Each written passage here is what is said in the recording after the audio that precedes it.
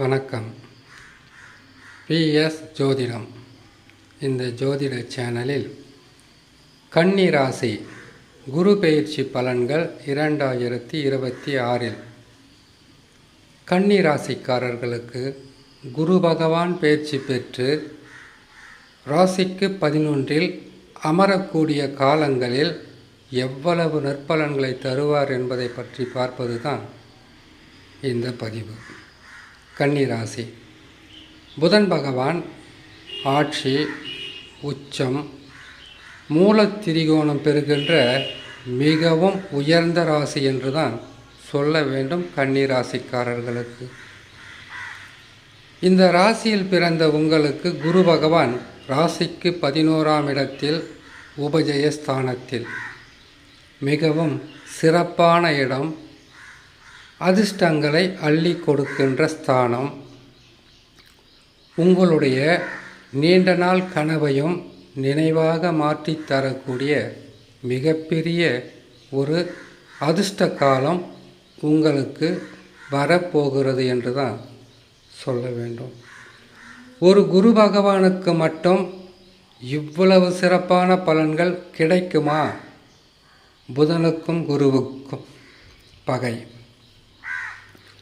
பகை கிரகமாக இருக்கக்கூடிய குரு பகவான் நன்மைகளை செய்வாரா? எப்படி நன்மைகளை செய்வார் என்றால், ஜாதகத்தில் கன்னிராசியான உங்களுக்கு குரு பகவான் பகையாக இருந்தாலும் அந்த பகைமை வேறு.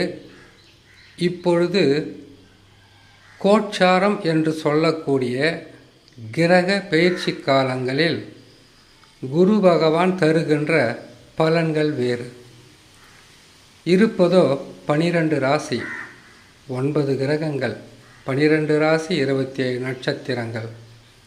குரு பகவானை சுபகிரகம், குரு பகவானை பொன்னவன், மன்னவன், புத்திரக்காரகன், தனக்காரகன் என்றெல்லாம் பல வகையிலும் பலராலும் போற்றக்கூடிய ஒரு கிரகமாக எதற்காக சொன்னார்கள் என்றால், அவர் சொந்த ஜாதகத்தில் செயல்படுவது என்பது வேறு.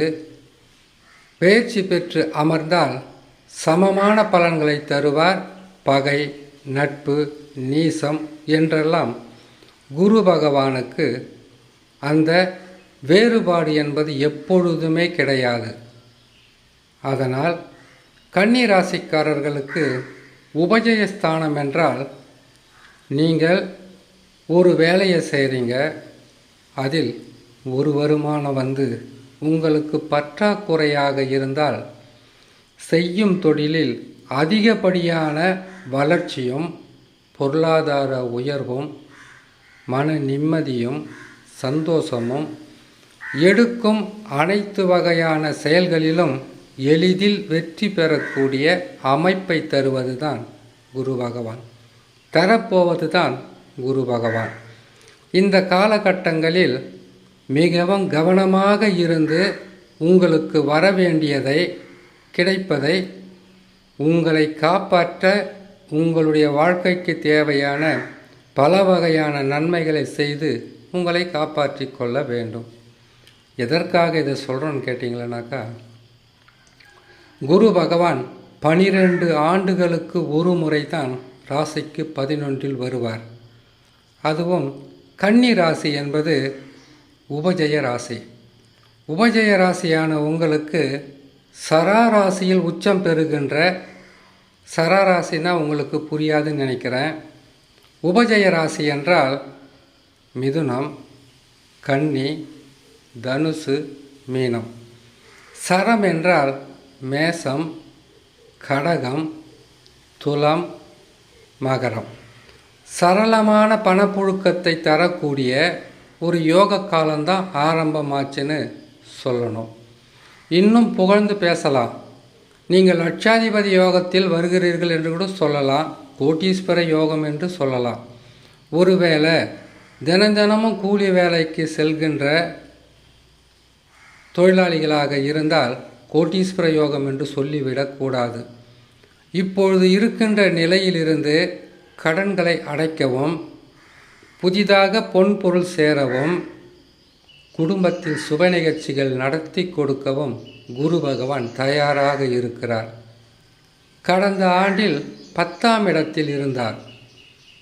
வாழ்க்கையில் வருவதும் போவதும் பல வகையான இக்கட்டுகளும் உங்களுக்கு கொடுத்திருப்பார். இப்பொழுது திடீர் தனலாபம், அரசாங்கத்தால் உதவி, எதிர்பாராத அதிர்ஷ்டம், குடும்பத்தில் சுப நிகழ்ச்சிகளை செய்து மனம் சந்தோஷம் அடைகின்ற அளவிற்கு நன்மைகளை செய்து கொண்டுதான் இருப்பார்.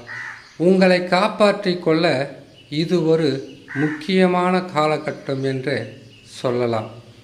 எதற்காக மீண்டும் மீண்டும் இதை நான் சொல்கிறேன் என்றால் காரணம் இருக்கும். 11ஆம் இடத்தில் கொடுப்பார். அதற்கு பிறகு 12ஆம் இடம் ஜென்ம ராசி. 2 ஆண்டுகள் கடினமான கஷ்டத்தை கொடுத்து விடுவார். நன்மைகள் நடக்கும்போது தீமைகளை பற்றி நான் சொல்வதாக நினைத்து மனம் வருத்தப்பட வேண்டாம். எல்லாத்துக்கும் ஒரு காரணம் இருக்கும். அதாவது ஜாதகத்தில் தசா வலிமையாக இருந்தால், யோக தசாவாக இருந்தால் நான் சொல்வதை விட அதிகப்படியான நன்மைகள் நடக்கும். திருமண தடையாக இருந்தால் திருமணம் கைகூடும். புத்திர பாக்கியத்திற்காக காத்து கொண்டிருந்தால் புத்திர பாக்கியம் நல்ல நிலையில் கிட்டும். வேலை இல்லாமல் வேலையில் பல வகையான போராட்டங்களை சந்தித்திருந்தால் நீங்கள் எதிர்பார்த்த வருமானத்துடன் நல்ல வேலை கிடைக்கும். குடும்பத்தில் சந்தோஷமும், குடும்ப தலைவன் குடும்ப பொறுப்புகளை சுமக்க நீங்கள்தான் சரியான குடும்ப தலைவன் என்ற பெயரையும் பெறலாம். ஆணாக இருந்தாலும் பெண்ணாக இருந்தாலும் இந்த நல்ல நேரத்தை பயன்படுத்தி உங்களுடைய கடன் இருக்கா, கடனை அடைச்சிடுங்க. உங்களுக்கு நீண்ட நாளாக ஏதாவது பிரச்சனை இருக்கா, அதை முடிக்க முயற்சி செய்யுங்க. ஏன்னா குரு பகவான் 26/5/2026 பயிற்சி பெற்று கடகராசியில் அமருவார். அமர்ந்து 5 மாதங்கள் மிகவும் சிறப்பான பலன்களை கொடுப்பார். அதற்கு பிறகு ராகு கேது பயிற்சி இருக்குது, குரு பயிற்சி இருக்குது. அதை பற்றி தனியாக பார்க்கலாம்.